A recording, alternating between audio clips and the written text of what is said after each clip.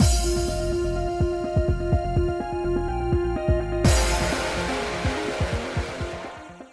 guys, it's Spacer Sims, and we are back with more Butterflies Poison. For a hot second, again, what game am I playing? You think when I load the game, I should know what game I'm playing, but like, my brain's a little broken. But anyway, yeah, so last time our dad died. You know, that makes 2 games I played when I recorded that part. The last part, how was it? Like the day before, not yesterday. I didn't record yesterday, but I recorded the day before. But and I played a different game. I'm not gonna tell you what, because like if you haven't played it, it's not an Otome game. It's a totally different game. But like you know, but like it just makes a different game where my dad died too in that one, and I was like, the hell is this? Why? Why do both of the games that I played that day my dad died? Like that's traumatic. I don't like that. It's rude of you, game.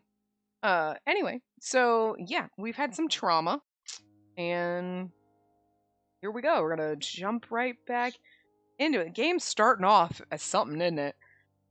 Several days have passed since that horrific night. The disaster may have been gruesome, but honestly, nothing has changed much in the Nomiya household.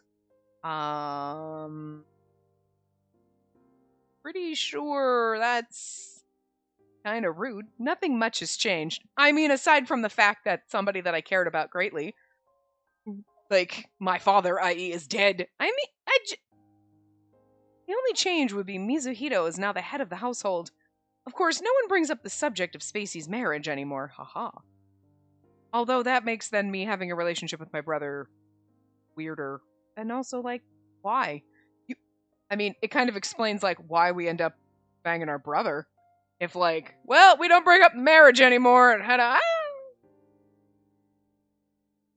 think that was a common occurrence in the Taisho era. Just throwing that out there. That, like, you marrying your brother. Cousins, sure, when you're royalty. Like, hi. That's a thing, and that's why, we all get that. But, like, not like, get it as in, like, oh, that makes a ton. Yeah, it sounds great. No, but it's like, I mean, we all understand that has happened throughout time. But, like, I don't think most people married their brothers. I don't think that was really, like, as accepted at all, or even remotely close to as accepted as dating your cousin. You know what I mean? Like, oh, rich people are weird. Anyway. And although Shigeko looked like she was close to losing her sanity that day, she's gone back to her glamorous lifestyle. She spends her time watching plays and attending tea parties. I mean, okay. So I'm not going to begrudge our mom, like, doing things like that because people deal with grief differently. So, like, in a normal circumstance, she's drowning herself in activities with friends and fun things to, like, get her mind off of the trauma she went through. I could understand that. We can't judge people for how they handle their grief. However, in this instance, she's kind of a cold ass bitch because I'm not really sure she cares that much. You know what I mean? Like, I'm not getting the feeling like, oh, she's dealing with her grief the only way she knows how, and it's really sad that, like, it looks callous and cold. I think she's callous and cold. So, anyway. Shigeko is still as uncaring about the family's finances as usual. If anything, she's been indulging herself even more, as if trying to forget. See, that, again, it makes sense, but is it just because she's trying to forget the tragedy she went through, and, like, this is the only way for her to deal with her grief, or is she just callous and uncaring? I lean more towards she's callous and uncaring, because, like, that's kind of the way they painted her. The new head of the family, Mizuhito, is still as hedonistic and irresponsible as ever. You might want to just get married, Spacey, because this family sounds like it's going to implode soon. He doesn't seem to care that he's the head of the household. He spends his days in leisure, although sometimes he just stares off into the distance, sighing. When evening comes, he leaves the manor, saying something about teaching a flower arrangement class, only to come back the next morning smelling of liquor and women's cosmetics. With his unchanging deadpan face, Fujita continues to diligently organize the finances of the household. He sells everything he can and reduces everything to the basic necessities. It's thanks to him that the household is surviving.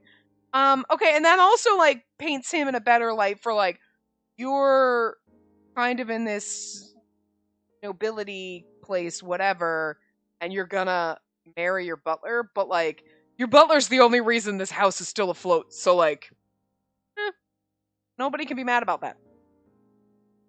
The family's main occupation made a bitter end during the Meiji period, and the household's been forced to survive on pension and live frugally.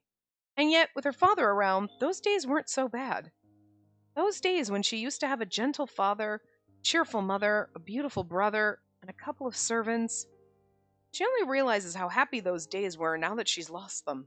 Yeah, sometimes you don't know what you got till you lose it. I was so happy then. Yes, she was happy then. The sorrow she's feeling now has taught her that. Her family might have been poor, but she had her family members, people who would smile at her. There was joy in those days.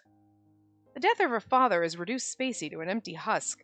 See, and that's kind of now painting it more like, okay, even though her mother was a little bit like shrill and kind of cold, that she wasn't like a horrible person. Like, she might have been used to spending a lot of money, but, irresponsible is different than a callous cold bitch. They've kind of just painted her as like not the nicest, but like maybe that's just me kind of like misunderstanding where they were going with her. Like, because like now this is like, oh, we had a happy, not like, oh, well, except my mom. She's like, oh, my mom used to smile at me and stuff. And like her mom could just have like higher expectations. Like, you're my daughter and you need to do this because we need to like sell you all. Like, you know what I mean? Like, there's expectations for your daughter to have a good husband because that's the expectations she had on her when she was younger. You know what I mean? So, all right. Maybe she's not all bad. And she was terrified. So like the whole Chinese bellflower thing. So was that because of something she did? Or was it like, did they borrow money from shady Chinese gangsters? Like, I don't know. She did consider finding a job because working would be much better than staying at home and doing nothing. But her brother and Fujita were quick to reject the idea. We need money though? Because an aristocratic girl doesn't work.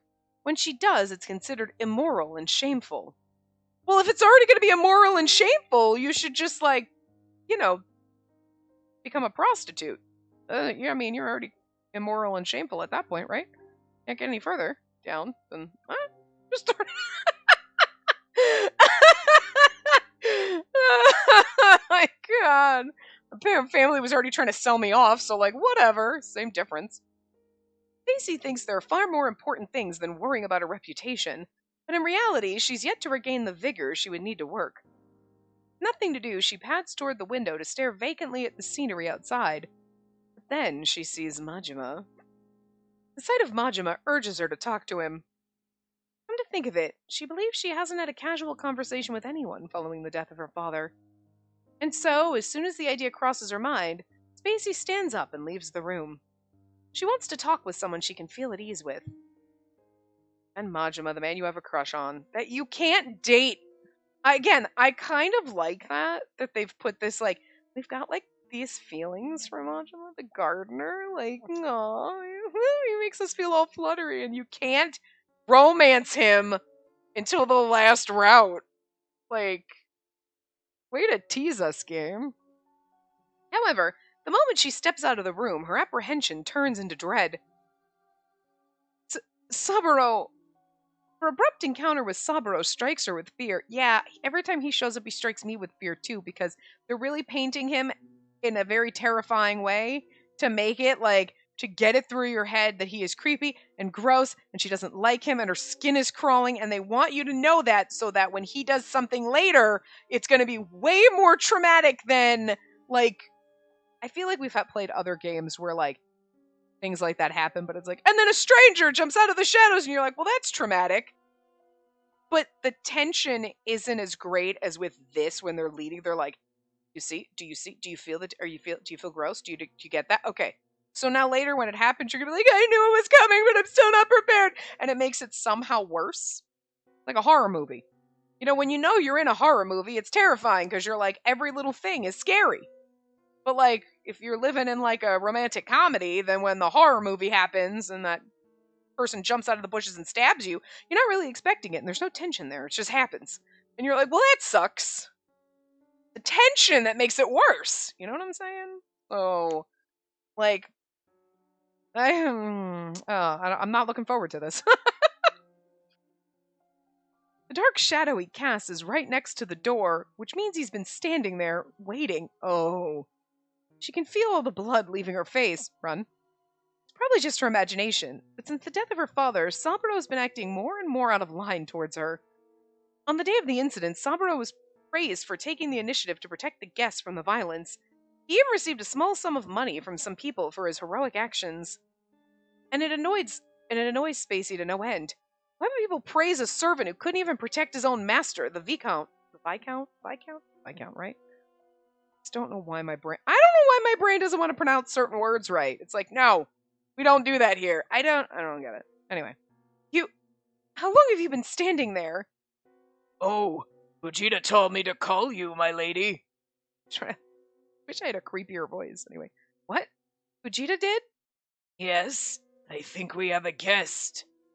Guest? But who could it be? A few days immediately after the incident, the manor was a mess. The past few days have been relatively quiet. A wave of anxiety rolls off Spacey, tearing through the calm of the past several days. The head of the household, her brother, still hasn't returned from his evening excursion. The timing of this so-called guest visit can't be any worse, and Spacey's stomach lurches. I understand. I'll be there to greet the guests soon. Giving Saburo, who's blocking the hallway, a wide berth, Spacey walks toward the parlor. Out of the corner of her eye, she can tell that Saburo is still staring at her without moving an inch. He feels a lot like he's trying to undress her with his gaze. And then the phrasing on that, because that doesn't... The... feeling. Oh, because he's gonna do more than with his eyes at some point. You know it. Oh, the game is setting this up so hard. Look, if we get through this whole game and he doesn't do anything in any bad route or a good route or anywhere, I will be like, game, how you set this up to make us tense and scared and nothing happened, thank God. But, like, I'm fully expecting it now. I kind of hope that they're like, haha, no, nothing happens. Whew! I want to breathe that sigh of relief, okay? But I don't think we're getting out lucky. Spacey shudders, and to say that she's repulsed is an understatement. Now that her father's no longer in the manor, who'll be there to protect her? Yeah, because you can't rely on your brother. I mean, when we go down the route where we romance our brother, you can rely on him to, like, know what he's doing, because he's whoring around out there every night with a different woman, so, like, he's got to know his way around. You know what I'm saying? So, that's a plus. But he's not here to protect you from creepy dude over here. So, like, negative. Saburo's gaze makes her feel naked, and it scares her. She raises her hand, pressing her sleeve against her lips to stop them from trembling, and scurries toward the parlor.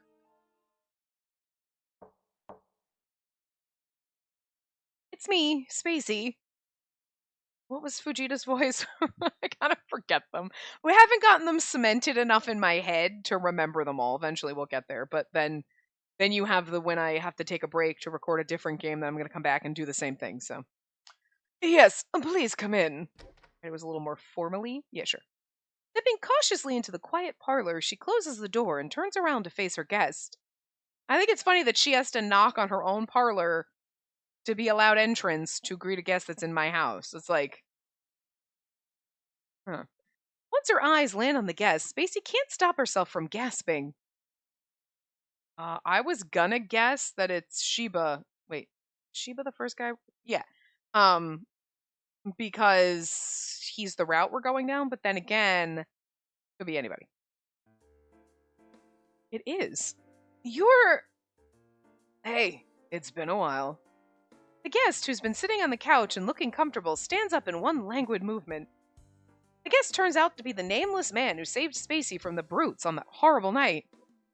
Too surprised to even speak, Spacey forgoes all forms of greetings and turns to Fujita.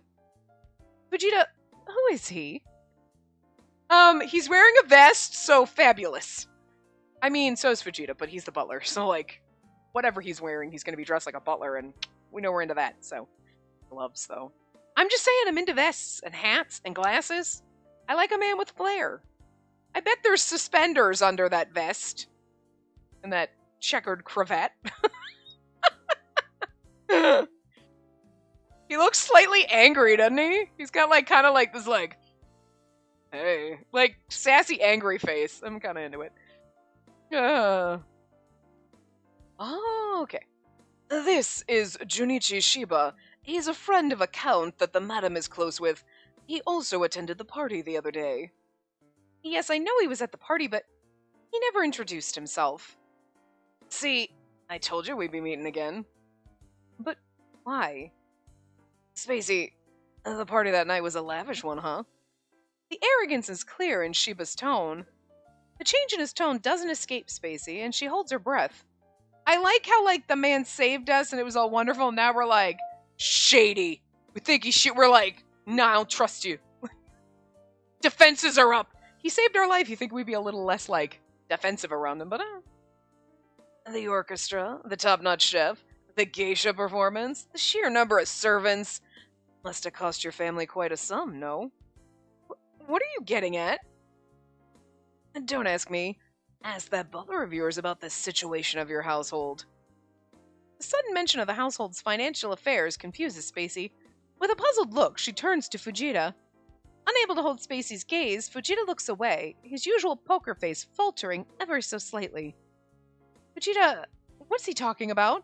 Why does he want me to ask you about our financial situation, even though we know about it, but we're acting like we don't? My lady, I should not be telling you this. However, this does concern you greatly. Huh? Me? He's right, Spacey. This is your problem now.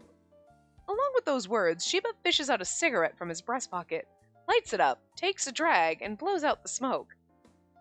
This household isn't going to last much longer. Sooner or later, it's going to go bankrupt. What? But bankruptcy. It spells the end of her household. But there's plenty of vases and pictures and tables and chairs. Why do you need 2 benches in the parlor? Just like, sell those. The picture, you don't need 2 vases. Look. People are gonna walk in and be like, did you just move in? No, why? You have no furniture. Yeah, it's the style. It's the fad. We're sitting on the floor. It's hippie. We're into that. Like, when an aristocratic family, I was gonna say an aristocracy. God, why can't I? I don't know. Guys, I don't know what's wrong with me. My brain is like stuck. When an aristocratic family, I was doing it again! When an aristocratic family can no longer keep its honor and social status, it'll be forced to give up its peerage rank. Is he saying the household that my father has worked so hard to protect will meet its end soon? Again, I find this funny that, like, he's, like, talking about the financial and we're like, what? And what? And what? Acting like we're surprised, but we know? But, like, maybe this is supposed to be, like, it's worse than she initially thought. Like, she knows, like, we're struggling a little. And he's like, no, you're fucking basically broke. You got, like, $3. And she's like, I thought we had at least 30. You know what I mean? Like, but, like, this almost comes as, like, she's totally shocked about this financial situation. And it's like, but we talked about it before, so, like, is that, like, plot hole in the right, like, did they not read the first couple of things that they wrote, or like, is it supposed to be like, it's so much worse than I thought? But I feel like that's all you had to put is like, oh, it's so much worse than she initially thought, and then, because this just seems baffling right now. Like, why is she so confused? Your ancestral lands and every stock you possessed have been sold. Your family borrowed money from quite a few people without any means to pay them back. All that's left is this manor and a few antiques. And it's so funny because, like, you know that they're doing this. And, like, this is the funniest part. Because it's absolutely true for probably, like, a lot of rich people going through this kind of problem. Like, you start selling things and turning on stuff and doing all this. And you're like, we're just, no, everything is great, guys. Putting on airs, pretending everything's fine when everybody around you is like, well, they're so fucking broke. So broke, I know, they sold the jet! You can't sell a jet unless you're broke. You know what I mean? And everybody knows you're broke, and everybody knows that you're borrowing money from people because the people you borrowed from obviously are like, why did you need to borrow $20 from me? Oh, I just forgot my wallet. Okay. No, but it's like, I need to borrow $1 million to pay my bills. They know you broke, and you know people are talking, but it's like you're still putting on these airs as if there's no problems. Let's put on this lavish party as if everybody you invited does not know how broke your fucking asses are. Like, why is that? Why is that a thing? Why is that the logic? Let's put on this really expensive party so people don't know we're broke. And we'll borrow money from all the people we're inviting to put on the party, and they're gonna come and think we're not broke, but we just borrowed money from them, so they obviously know we're broke, and you know they talk to each other. Like, everybody knows we broke, but we still pretending. Like, what the shit? It's kind of baffling. Humans are weird. Anyway. Even if you sold everything you had, though, the proceeds still wouldn't be enough to repay your debts. Am I right? Unfortunately, yes. So there you have it. Your household's been cornered by debt, and waiting behind you all is a proverbial cliff. And that's how it is. How did you learn so much about my family? Girl. This man who calls himself Sheba appeared out of nowhere, and now he's sticking his nose into her family's financial affairs without reservation. Macy's seething with anger, barely able to contain herself. Aren't you being a little rude, speaking so bluntly about other people's private affairs? I mean, the whole fucking town knows. Oops, I guess I am. I'm a businessman who's been around the block. I'd say I can get any kind of information with ease. Still, nobles truly are spoiled. Sheba narrows his eyes behind the screen of his cigarette smoke. I'm kind of intrigued by him because, like, he came in, saved us out of nowhere, and now he just kind of seems like an arrogant twat. Like, kind of here for it. Like, you know, he's like, yeah, whatever. I'm gonna, like, there is like an arrogant douche layer to him, and I'm intrigued. We sometimes like the arrogant assholes, so I'm here for it. And no matter how poor they get, they still want to live the good life. Heaven forbid any of them get a job. The problem is, they're too used to being pampered by the government, and they want to live in luxury without having the skills to make a living. There's just no helping you nobles. Ugh, stop saying all these things! I like how we're gonna marry this man, but we kind of hate him right now. Why should I? I'm just stating the truth. Mr. Sheba, sir, it's only been a few days since the previous master passed away. Please, be considerate. Oh, right. I heard that the Viscount was the only person who died that night. What? Mr. Sheba! Vegeta's voice is going to be all over the place. I gotta get a vibe for him. And did I say something wrong? Oh, you haven't told the lady about it, huh? Vegeta never raises his voice, just lost his temper, and with a guess no less. The new piece of information robs Spacey of her speech. Father was the only one who died that night? Oh yeah, they came after him. Come on. Didn't we already suspect that? Those men were supposed to be after the House of Lords members. So why did none of them die? Why did a humble Viscount have to die instead? Again, it comes back to the Chinese bellflower. It's like, where's my money? You didn't give me my money, and so they killed you. That's why the mother was freaking out. Come on, you know that has to be somewhere in the... If that's not, then I'd be surprised. But there's, you know, it's definitely something like that. Because our mother was freaked out about the Chinese bellflower. It was obviously left as like a sign, like a calling card. And they were definitely after our dad. I would guess it's for if it's for money, because we were broke, we probably borrowed money from him, but it could have been something else, who knows, but... Vegeta, is he telling the truth? Yes, my lady... But, why? How much further is the world going to torture this family before it's satisfied? Something much more powerful than sadness or anger takes over her mind, and she doesn't think she's capable of forming coherent thoughts now. Come on, don't look so heartbroken, Spacey. She was talking like an old friend, and she scowls at him. Don't look so heartbroken. My dad's dead, and you just reminded me? It's only been a few days, but like, dude! This game is great. I'm having a great time. This man did save her life that night. But after listening to him ramble on about how much he hates nobility, she can't help but think he's just trying to be condescending. Whose fault is it I'm upset? You're the one who had to go and say something so horrible about my father's death. Before long, Spacey's mind is filled with her desire to retaliate. This is gonna make the sex hot. I'm just saying. Not that we're gonna read that because, they cut that out. But still, I mean, there's gonna be some implications. But I'm just saying, we're like, you bastard, I hate you. And he, purposely is goading us. So, I'm just saying. What are you even here for? To make fun of us? No, you're wrong, Spacey. You know that this household is in a bind.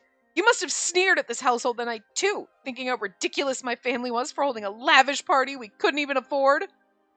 The louder Spacey rants, the stronger the miserable emotions swirling inside her get. I wouldn't blame you for thinking that either, because I knew how insane it was for my family to go into debt to such an extravagant party. I was scared. So anxious.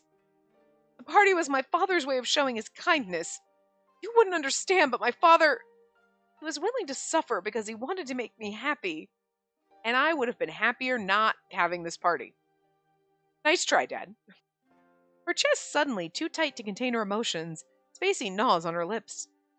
She can see that her father acted out of love, but others can only see him as a fool.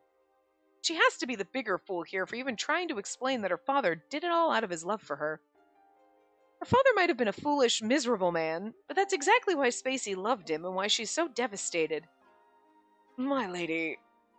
Fujita looks at Spacey as if he can't bear to watch anymore, and puts his hand on her shoulder. Spacey lets herself cling to Fujita and bury her face in his chest. Don't be trying to romance the butler yet. Silence fills the air in the parlor. Spacey refuses to let herself cry. Not in front of this insolent guest, and desperately tries to suppress her fury. Fujita's the one we romance next. This is actually interesting. I like the path this is going. Stranger guy that we don't really know over here. Butler. Hot glasses, asshole childhood friend. So I'm kind of good that he's more in the middle. Dating our brother. Then we get our lady romance. And then we finally get our true love. I feel bad to say they kind of seem to get better and more interesting as they go. Because, we don't know anything about Shiba. So, you're just a random guy here. You're just, random filler, in a way. He could be great, don't get me wrong. I don't have a problem with him at all. But it's kind of we don't really know him. We don't have a connection to him. So he's kind of like the wild card. You know what I mean? Random guy who's going to come along and buy us. Great. Okay. Sure. And then you have, family butler. Oh, that's a little spicy. The family butler. Okay. Then you have childhood best friend. All right. Up in the ante. A childhood best friend is kind of typical. Typical trope, right? Sure. Okay. Then you have brother. Oh. Hello. Are we just throwing in a lot of spice here? And then you have the lady route. Woo. Getting frisky game. And then our, the gardener. As a daughter of nobility dating the gardener, marrying the butler is one thing, because that's it's below, he's beneath your station, but the gardener's at the bottom of the barrel. But he's the one that she's got crush on. So I don't know, they get a little more interesting as they go. I feel so cool. I feel I'm just saying, I think they did the route order in a very good way. They start getting a little more exciting, I guess you could argue that Fujita and Hideo could switch spots, but I like where they are because Glasses asshole who likes birds. So yeah, put him in the middle. Don't put him in one of the first couple of spots. I want a little bit later. So yeah. Anyway. Vegeta seems to understand because he's silent as he lets her rest her face on his chest. Can't read. Eventually, Shiba exhales a huge pillar of smoke toward the ceiling before pressing his cigarette into the ashtray. I'll help you. I'm saying that I'll lend you money. The man's proposition comes out of the blue, rendering both Spacey and Fujita mute with disbelief. What? What are you talking about? I'm quite a well-known trader, if I say so myself. Shiba shrugs. The gesture looks a whole too exaggerated. I started with a development project in the backwater of Hokkaido. I took advantage of the war and made a lot of money trading ships. Now I've got more money than I know what to do with. God, that's a problem I wish I had. You know, of all the problems a human being could have, having so much money you don't know what to do with it sounds like a problem I'm willing to take on. Never a problem I'm gonna have, or like, gosh, it's such a problem. I have like the fastest metabolism and I just like lose weight like crazy. I can just like eat whatever. I could eat an entire pizza and lose 2 pounds. God. That's a problem I'd like to have. I'm just so gorgeous. Life is just like, I'm so amazingly beautiful. I roll out of bed with bedhead and I just look amazing. Also like to have that problem. And more money than I know what to do with. Those are 3 problems I would gladly sign up for. You know? Hell, I'm not even one of them. I'll take all 3 of those. I'll take all 3 of those problems on. You know what I mean? Like, in the scheme of problems, I feel like, yeah, no, I don't see the problem in those problems. Sounds like a great time to me, but what do I know? I'm just saying, I'm willing to find out how difficult it is to have so much money you just don't know what to do with it. You know what I mean? I'll suffer. I'll take that burden on. Poor people who have so much money they don't know what to do with, you know, or have really great metabolisms. It's got to be so rough. We'll trade, okay? And then you'll be happy. Everyone will be happy. Just saying.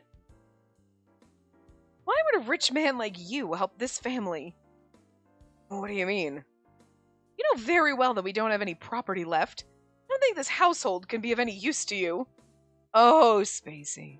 Oh, Spacey. Any use to me? And now that's a harsh way of putting my attempt to help. There are plenty of people who make money by tricking naive aristocratic families. You could be one of those con artists, offering us a proposition that's too good to be true because we're clueless. And yet now you're just showing that you're not fully clueless, so good job. I see. You've managed to convince me again that you're indeed different from other aristocratic ladies. Shiba watches Spacey, looking bemused. And that night, too, I was impressed when you marched straight toward a sword-wielding man and lashed out at him. And now I want you even more. What? Of course, I won't lend this household money without getting anything in return. I have one condition. It's not really lending money. You're buying me. More like a dowry, you know what I mean? Shiba gives them a serious look and pauses. I was like, them, right? Me and Fujita, okay. The air around them is tight, and the split second that it takes before Shiba continues feels like an eternity. You'll have to be my bride, Spacey. Spacey pulls in a long breath, shocked.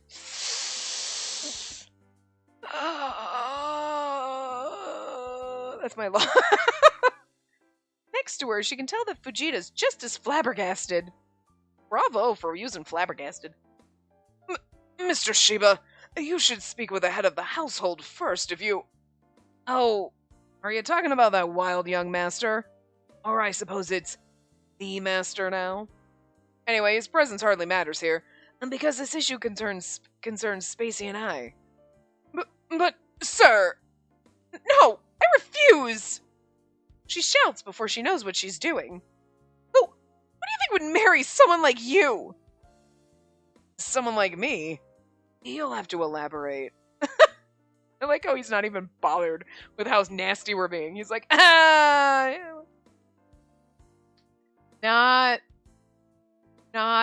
he's just very unflappable here. A greedy man, a low-born savage who thinks it's acceptable to try to win someone over with money. A low-born savage. That's a little low. I mean, I get it. We're angry and he's kind of used, like, shady tactics here. He's kind of, you're like, you have been a little rude. But, like, there's no need to go lower than he has, okay? You shamelessly dug into someone else's family affairs. That's not something you should be proud of, you coward. Shiba narrows his eyes and looks down at Spacey as she shakes with rage. And then he grins and nods slowly. Oh, this is just making him want us even more. I think he wants a feisty little firecracker who fights back. That sounds really inappropriate, and I didn't mean it like that, but you know what I mean. Like, yep, I knew you'd say that. Without warning, he grabs her arm and pulls her closer. The abrupt gesture gives Spacey no room to resist. She falls right into Sheba's arms, her head pressed against his chest. From his chest wafts the same scent from that night, cigarette smoke and the dizzying fragrance of cologne. Flashback to that CG. I just love the look on his face. His scent wakes memories of that night. They're so vivid in Spacey's mind that her lip quivers. Puffing up her red cheeks, she glares at Sheba. What do you think you're doing? I like headstrong women like you. So I told you. He's like, this is not like turning him off. It's turning him on.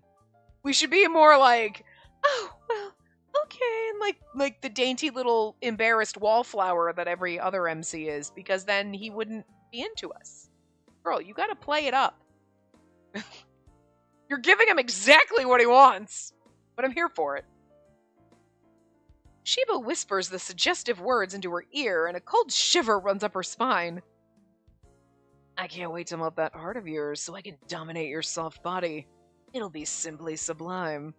And the skin of a classy lady such as yourself must be smooth. Those lines are smooth, bro! Bravo, game! How dare you make me read that? I'm slightly embarrassed. But I'm just saying, see what I said? The sex with him would be hot. Because, like, he is just full on. Especially if you're mad. Like, he does something and then you're just mad at him. And he's like, I like it when you get mad at me. And then, like, you want to be mad at him. But then he's so sexy at shit that you can imagine it. You know exactly what's happening. How obscene! Let me go! Secretly likes it. She knows it. Spacey pushes against Sheba's torso, desperate to free herself. But his burly chest doesn't budge, and his strong arms are wrapped around her like cables. Mr. Sheba, please refrain from such outrageous conduct. Yeah, I guess we can do this later. One day I'll be able to do anything I want to you. Sheba releases his hold without so much as a warning. The unexpected timing catches Spacey off guard, and she loses her balance before Fujita takes hold of her. He ain't wrong. You know what's funny, though? I mean, I feel like this happens regardless of whose route you get down, you know? Because you have to kind of meet him aside from just him rescuing you. You have to know his character before you can kind of, like, make decisions and, like, what path you want to go toward, you know? If you were choosing, not following a guide. Well, I mean, you know what I mean? Like, if you were like, I definitely want to go down Sheba's route, you would use a guide to try to get there. It's not like you pick a character, but you know what I mean? Like, where, like, there's a menu that comes up and you're like, click, click, click, I want this one, you know? Like some games have. You would go and find the guide to find the right choices. But you kind of have to get to know who the characters are, and him just rescuing you doesn't give you any indication of the type of character he is. You need to have this scene. So, like, plus it's part of the prologue, so I feel like the prologue, okay, maybe the choices aren't as... maybe they don't matter as much. You know, or they might sway one way or another toward a character, but it's not going to be as intrinsic as when you get later in, you know. Like, I don't think we're on his path yet, specifically, so. Anyway, fixing her slightly disheveled collar, she takes a deep breath before screaming at Sheba. Oh, fun. Please go home! I have nothing else to discuss with you! Sure, I'll go home for now. So stop making that cute face. I've had enough with you! Go! Get out of this house! Spacey angrily points to the door. Sheba shrugs, giving her one last glance. He puts on his Panama hat and pushes it down until it nearly covers his eyes. Until then, my lady, and the best part is yet to come. He did not just my lady me with the hat on. You know, it's not a fedora, but still. With those crude parting words, Sheba calmly crosses the parlor and walks out the door.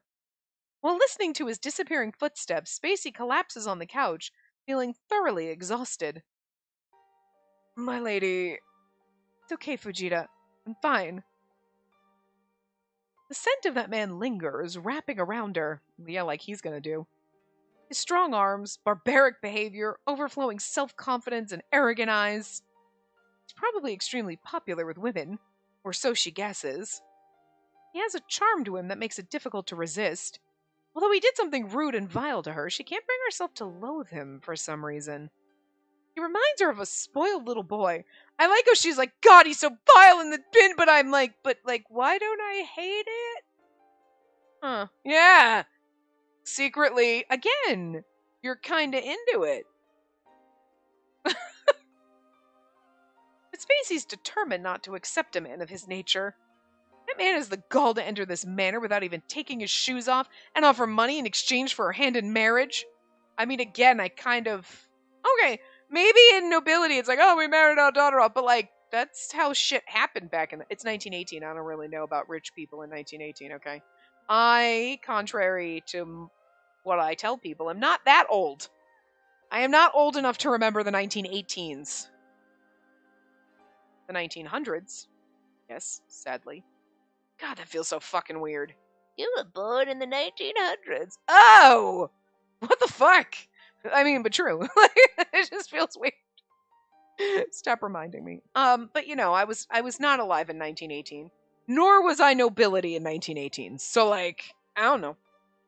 But like in ye olde times, they did swap daughters for cows and shit. So I'm just saying. And I also don't know how Japan dealt with things like this, so that could also be different. Maybe they weren't selling their daughters like a lot of other people were. Well, a lot of women might be giddy at such a forward proposal, but Spacey's humiliated and has never felt so disgraced.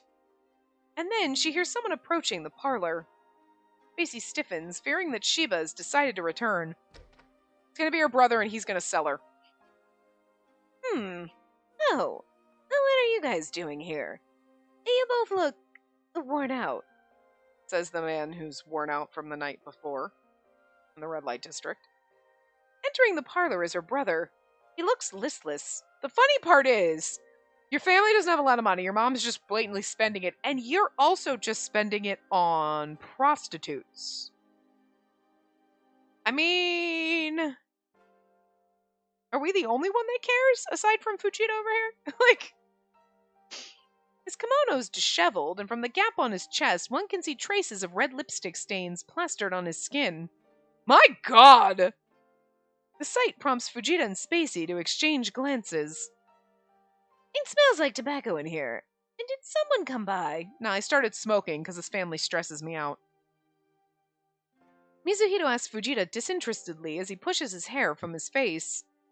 Indeed, her brother seems to be living in a world entirely detached from this household. The earth could split open and swallow his sister whole, and he'd be too busy dozing off.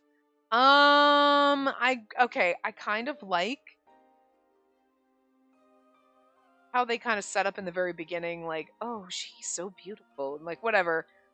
And then, like, he said some comments that the mother was like, you can't talk about your sister that way.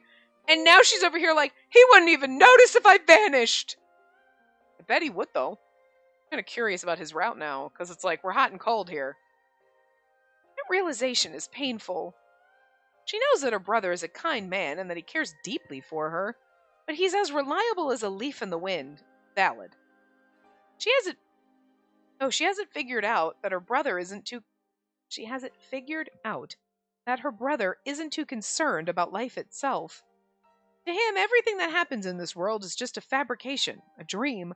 The world to him is an oil painting hanging in a gallery, something he can view but not participate in. Again, that bodes interestingly for his route. Master, do you have a moment? What's wrong? Why the long face? Anyway, don't call me master. It really doesn't suit me.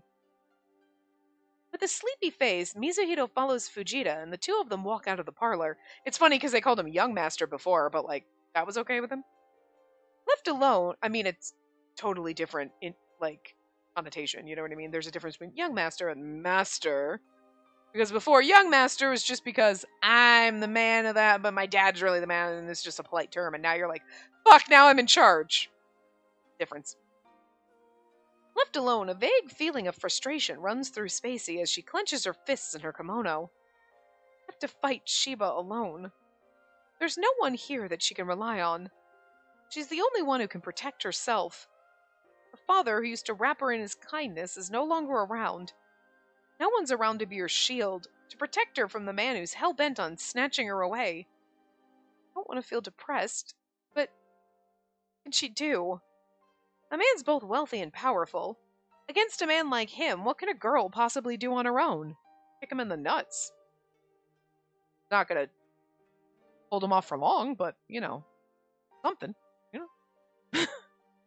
Don't do that, though. We want to romance him. Well, he might like it, so I guess it's no harm.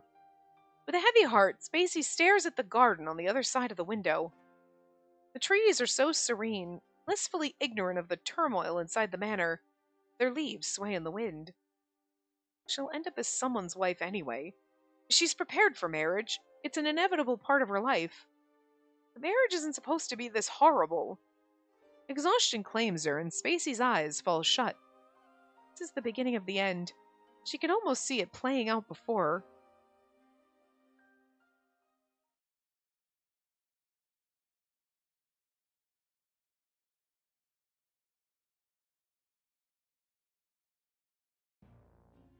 Oh, goodness! Shigeko says after listening to Fujita's report. Today she went to the Imperial Theater with her female friends. She's just returned, and she looks a bit tired.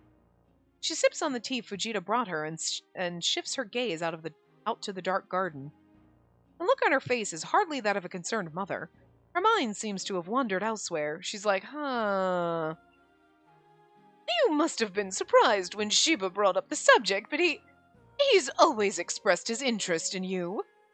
In me? Yes, you'd know if you'd only gone to more soirees. You're old enough for them. Anyway, Sheba wasn't the only one. I've had a number of gentlemen telling me they'd love to meet you. Spacey frowns. She doesn't like how her mother makes it sound as if she's committed some kind of sin by not going to these parties. Also, kind of how weird could that be? Like, I can't imagine a mother being like, oh, there's tons of men at these parties who want to meet you. And don't you think it's a little weird? I mean, again, it's ye olde times. Not really. 1918 was like 100 years ago, but not freaking 1862, which really wasn't that much more before that. But still, it's still, you know what I mean? It's but the whole thought of could you imagine being at a party, whatever, and yeah, you're going to parties, and then there's these men who are like, oh, I'd love to meet your daughter. Get your hands off my daughter, you creepy freak. What the fuck? I don't know, it just seems weird. Okay, I mean, I guess there's situations if you're, talking about your kids and people are like, oh, yeah, your kids, well, whatever, where it's totally innocent and fine, because, people who like kids would care and, want to talk about your kids and stuff like that. Whatever. And then there's, this situation where, the mom is more not oh, yeah, there's all these people who want to meet my kids. It's more like they want to meet my daughter because they're interested in possibly boning my daughter. You know what I mean? There's this undertone here of, these are not just people being like, oh, I'd love to meet your kids someday. Fun times. It's I'd love to meet your daughter someday. You know what I mean? There's a creep factor to this, and it's slightly uncomfortable. And I feel like as a mother, you should be like, what? Fuck no. The reason she doesn't go to many parties is because she barely has any gowns. Going to multiple parties in the same gown is out of the question. It'd be letting the whole world know about her family's poverty. My brain is I actually must have been nobility at some point in my life, because it's one of those, I have so many clothes, I don't think anybody's seen me in the same outfit twice. And that's not true. I have certain things that I wear a lot. But you know what I mean? You're I have enough clothes that, no. Probably. Do you need more clothes? Yes, I like them. I like to hoard them. Apparently, it's because I feel like no one could see me in the same outfit twice. Even though I would absolutely wear the same things twice. Maybe that's it's just from, a past life. But it's also wrong to assume that she's crazy about fine clothes like her mother, who's obsessed with her wealthy younger days and continues to indulge herself in a glamorous lifestyle. It's not as if she hates parties. Sure, she's a terrible dancer and she feels a little out of place, but there's something fascinating about those dazzling soirees. I mean, don't get me wrong. I would also be like, oh, fancy dinner parties and all this fancy stuff, but there's something about the like, I just kind of like want to put on a ball gown and go to a ball. Like, the fanciness and the dancing and all those things, like, I can't handle that, but I kind of just want the whole ball gown experience. Like, you know what I mean? So I get that. It's the family's money troubles, not her lack of desire, that prevents her from going. She knows a lot more about her family's finances than other young women do. So, what do you think, Spacey? Huh? What do I... Yes, this marriage talk concerns you after all. Concerns you after all. Well, I'm against this, Spacey. Mizuhito, who's been silent until now, opens his mouth. I can't let such a vile man have my adorable little sister. He's a beast. How dare he try to buy her from us like she's an object? You know, okay, I kind of appreciate that, like, again, it could be like Japanese culture, but like, that they're like, we don't sell our daughter! What the fuck? Where there's so many other cultures where they're like, woohoo! Selling our daughter! Where they'd be totally fine with it. They're like, we're not gonna sell her to him! That's a piddly amount! We deserve to get twice as much for you! Where, like, women were traded like property, so like, bravo! Like, bravo to the fucking... Well, I mean, it could just be this family, but I'm assuming it's more culturally relevant, where it's like, good! Bravo to them not wanting to sell their daughters away. I was like, what the fuck? What? Mizuhito, what on earth makes you say such a thing? Fujita was delicate with his words when he explained everything to your mother, but that's basically what the man said. I'm sure he used blunter words when he suggested the proposal. Right, Fujita? Yes, master. Fujita opted not to tell Shigeko about the fact that Shiba knows about the household's financial situation, or that he forcibly pulled Spacey into an embrace. Despite coming home looking carefree, Mizuhito soon caught on to Spacey's strange behavior and Fujita's uneasiness. He ordered Fujita to tell him everything. Which is why Mizuhito was furious. Shiba must be insane for suggesting such an outrageous marriage proposal to his sister. But also because our brother kind of has maybe a slight thing for us. I'm just saying. The mother's been like, you can't say inappropriate things like that to your sister. That's fucking weird. You know. And we also think our brother is beautiful. I'm just saying. They've already established he's half-brother. He better be fucking half-brother and not like, we just grew up thinking we're siblings and we're not. Because that skirts around. It's still weird. Like, if you grew up with someone that was your sibling, I can't imagine that you would be like, he's not actually your sibling. Oh. Yeah, now I think they're sexy. You know what I mean? I still feel like that, like, no, but they're my sibling would be that weird thing. Even if you're not biologically related, you grew up as siblings, that's weird. You know what I mean? Not like, oh, I was 16, my dad got remarried, and now I have a stepbrother. Where you were never, but like, this is like, you grew up your entire life, like 20 years, thinking this person was your sibling. Full blood, like, or you might have known they were half. But you grew up like siblings 20 years, and then all of a sudden, actually, you're not blood related. Yeah, let's get it on. You can't flip a switch like that, I don't think. I mean, I've never been in that situation, but I can't imagine, you know? So, like, but games could do that and then be like, well, but see, it's because they're not really siblings, and, like, you skirt around the whole creepy sibling thing, even though that still would be weird. But you could excuse it because, well, but they're not really blood related, so I guess we just have to lean into the fantasy of it. Well, that sounds weird, but you know what I mean? Lean into, like, the fiction of it that, like, oh, they're not really blood related, so maybe they've always felt something, and it's because they knew they weren't related. But, and I feel like that's a cop-out. That's like a way to skirt around dating a brother, or like having incest. Although the warning did straight up say incest, so to me that makes me feel like he's definitely our half-brother. You know? Huh. I'm just saying. You gotta go, if you're not going all in, you gotta go half in. You can't cop out at the end there, game, you know? Because I need to test my theory on how weird this is gonna be. Anyway. Ugh. Shigeko, on the other hand, doesn't look the slightest bit perturbed, and I can imagine our brother not wanting to let us go. Not just because, like, what the fuck? This guy's being a dick. I'm not letting him have my sister, but it's more like, I'm not letting him have my precious sister. There's a little, there's already a little incest air going on here. We might not have done anything, but I feel like under the surface, if we dug a little deeper, there's attraction here. We already know that. Oh, really?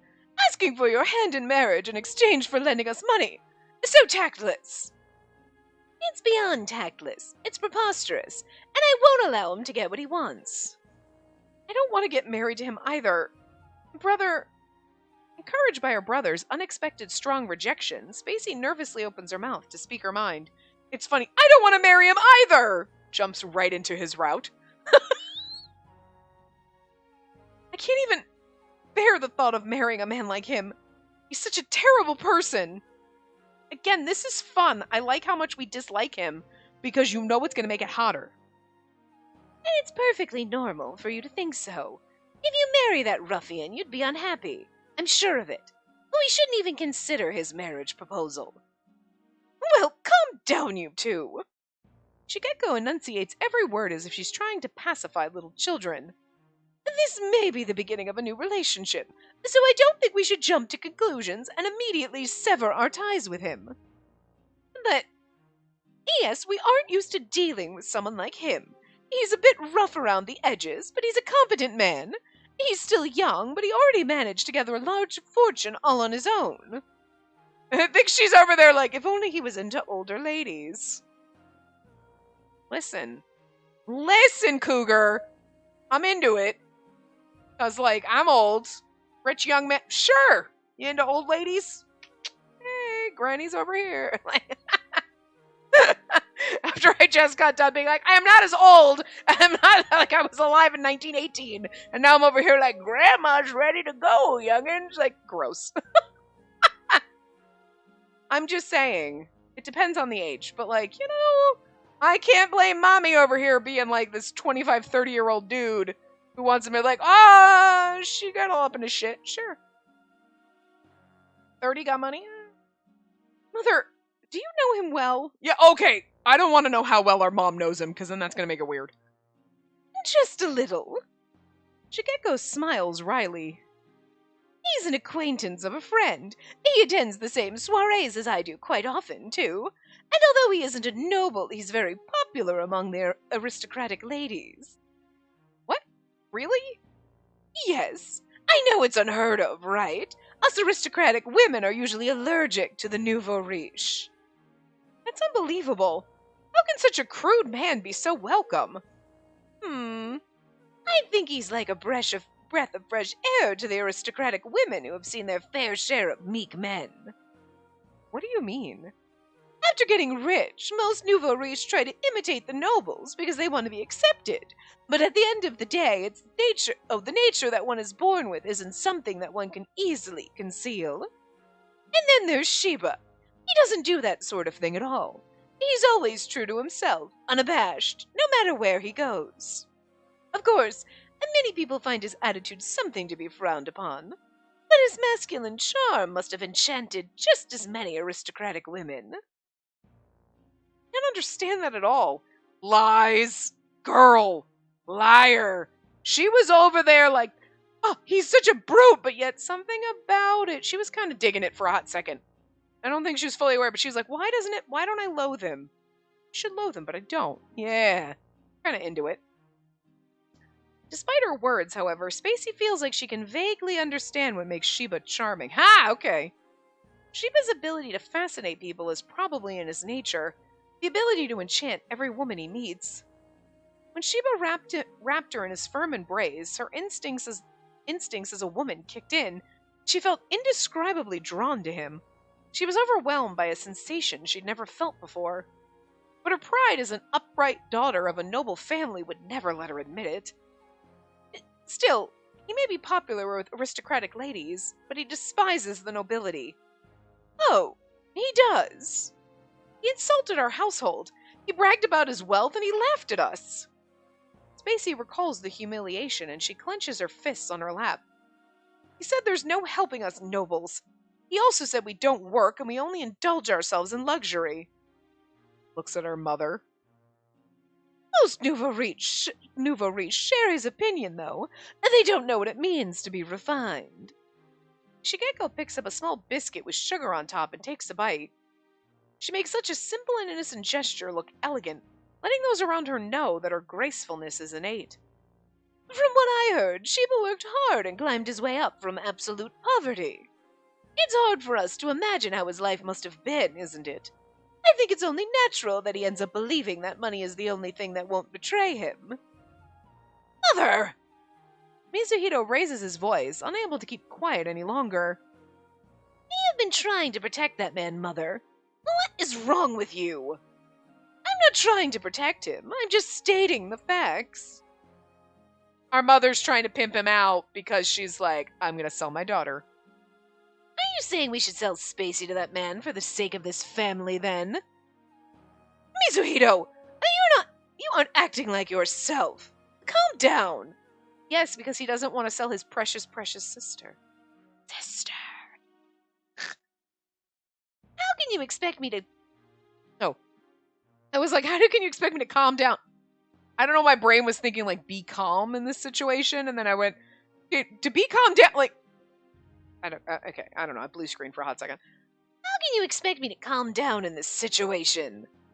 Mizuhito shakes his head, pushing his hair back in frustration. I'm choosing between Spacey or this family's honor, and there's nothing to consider. We should just let this godforsaken household be ruined.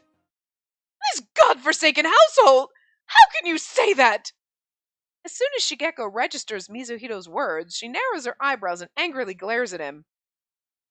Oh. I dare you to say it again, Mizuhito! What did you just call this household? I won't forgive you! You may be the head of this household now, but no one is allowed to... Yes, I will! I'll say it again and again! Spacey can't believe what she just heard. Her brother has never defied their mother to her face, but now he's inviting her wrath so openly. Also, it's not really his mother, so... But he was basically raised by her, even though... I'm wondering if it's one of those, like, we know that Dad boinked a maid, and now this is what happened, but nobody else really knows about it. So everybody thinks that Mizuhito is Shigeko's son. No? We're tied by our family rules and traditions. We can't do what we want. We can't even say what we want. This family's honor is nothing more than a prison. I gave up my dream of becoming a painter for the sake of this family, and there's nothing anyone can do about that now. But I won't let you ruin Spacey's life too by marrying her off to that brute. And this is the life of your only daughter that we're talking about. You're really willing to sacrifice her life for money? Ugh. Just the thought of it's disgusting. If that's the only way to save this family, then I'd rather watch this manor burn to the ground. He's getting very impassioned, and I can't do the Lupin voice very impassioned, and it's disappointing for me. Probably for you too, but it's very disappointing for me that, like, it's just not a voice for angry conversation! We could have him get like this when he's angry. I mean, so what if our family's at stake? So what if our status is at stake? If those are in the way... Okay, well, man, we were doing so good for a hot second. If those are in the way of our happiness, then we should throw them away. What? How could you say those things? Shigeko stares at Mizuhito like she's never seen him before. Her face is pale and she's trembling. Not just Shigeko, Spacey and Fujita are just as speechless after witnessing Mizuhito's tirade. Spacey's usually silly and laid-back brother, who never expressed any earnest emotion, has just ranted like a completely different person. Spacey watches her brother, still in disbelief.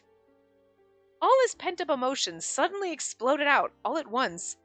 That's what this looks like to Spacey. I mean, because he's given up so much, like, he wanted to be a painter, he wanted whatever, but he's basically kind of given up his dream because that's not what we do in this family. And he's like, well, that kind of sucks. And now he's in charge of it. You know what I mean? Like, yeah, you can kind of understand. Mizuhito had always kept his cool whenever Shigeko would ridicule him for painting. Even when Shigeko had torn up the painting he'd intended to display at an exhibition, he had simply nodded and looked heartbroken.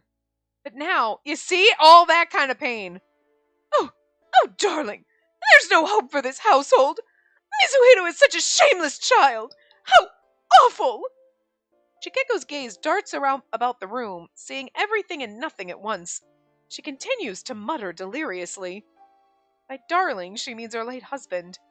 Even after Mizuhiro became the head of the household, Shigekko remains the only person who refuses to call him master. All of a sudden, Shigekko's condition worsens.